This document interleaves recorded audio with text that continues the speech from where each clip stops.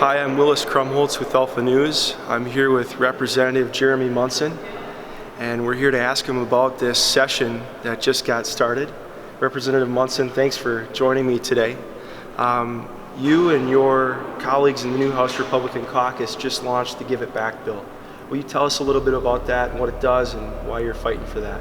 Yeah, well, it's important to know that we have a $1.5 billion surplus. This is money that we're taking in above and beyond the money that we budgeted for, and so government's already funded. This is excess money coming in addition to the $2.45 billion surpluses that we've received previously that we've squirreled away in the rainy day fund. There's no reason to take money out of the economy like that.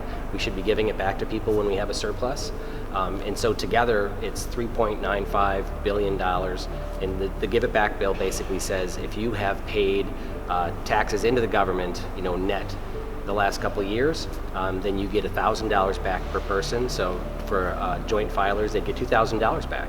It's pretty simple. And then with these times, especially with the coronavirus and stuff that's happening, people could use their own rainy day fund and not have it sitting up here in St. Paul. Talk to us a little bit about the dysfunction in Department of Human Services.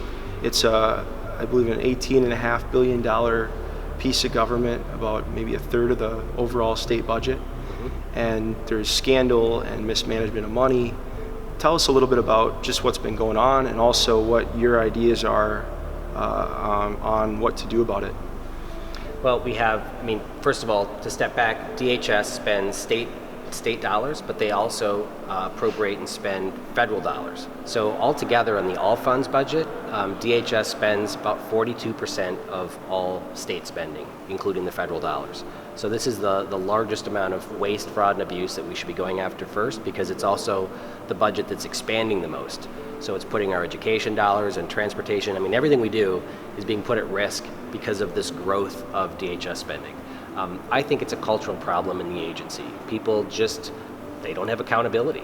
And whenever something does happen, whether it's overpayments to the counties or to the tribes, lawmakers come in and just want to smooth things over, open up the checkbook and write a check to make people whole. But when they write a check, it's taxpayer dollars on either end. So the taxpayers always come up short, and the agency's never held accountable. So we need more accountability. There's a movement in the Senate and in the House to split up DHS into multiple agencies. I'm really against this. It's like creating more commissioners and less accountability. If there's one commissioner that oversees everything, then that's the person we hold accountable, and they should be looking to transfer money between agencies. If this one isn't working correctly or they have excess money, they can move it to a different agency to help run things more efficiently. But if you have one commissioner over a smaller agency, they're going to try to protect and grow their own agency, because as government employees, it's really about how much money you oversee and how much staff you oversee, and that's frustrating. But we need a culture of accountability. We need to implement if you see something, say something type mentality, where people are going to be held accountable for this fraud and overspending and waste of taxpayer dollars. Great. Point taken on the thing about the DHS breakup. What specific piece of legislation could you guys pass instead? Is there something you could do to make people more fireable? The person who is supposed to be in charge of investigating child care fraud, child care assistance program fraud comes to mind. Is there any legislative changes you can do, or is it really just start with the governor's office?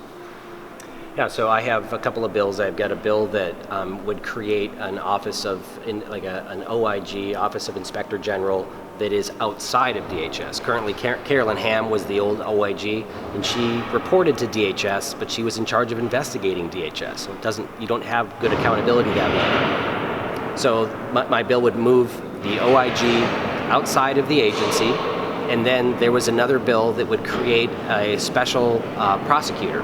So someone who was just prosecuting fraud of government dollars. And that basically would create a staff of attorneys, and it would be funded through kind of a commission that we get from the federal government on prosecuting fraud and rooting out fraud. So those two bills alone would not only identify the fraud, but then prosecute it. Because right now, when we catch someone who is guilty of CCAP fraud or stealing dollars, it's handed over to the county commissioners, and they have to decide, are we going to prosecute drug dealers or are we going to prosecute white collar fraud, and that's very difficult. It's a high bar to prove intent on fraud. So if we had a separate agency that was only focused on prosecuting fraud, that would help root out a lot of this, a lot of the problems in DHS. You're part of the new House Republican caucus.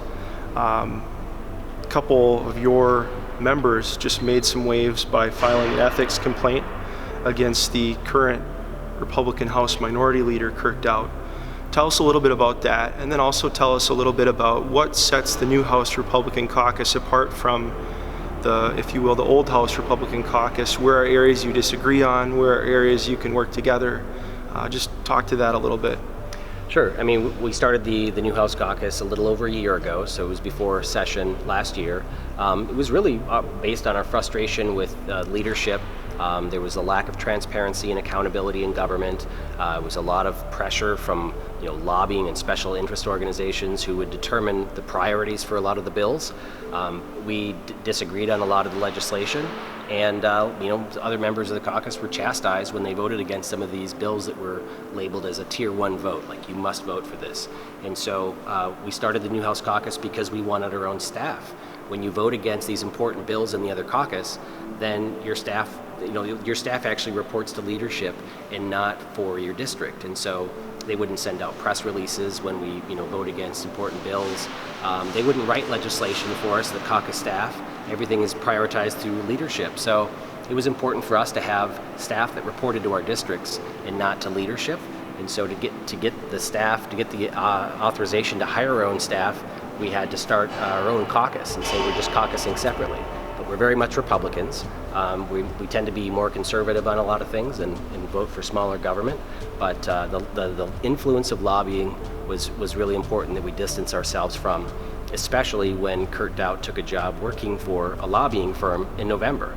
As far as I know, it hasn't been done before, where a sitting legislator takes a lobbying job and then stays as a legislator. And it's illegal to be a state rep or a state senator and be a lobbyist, but the loophole is that Minority Leader Dowd has this job in the off season and he's just a consultant. Isn't that the line that's being given at least?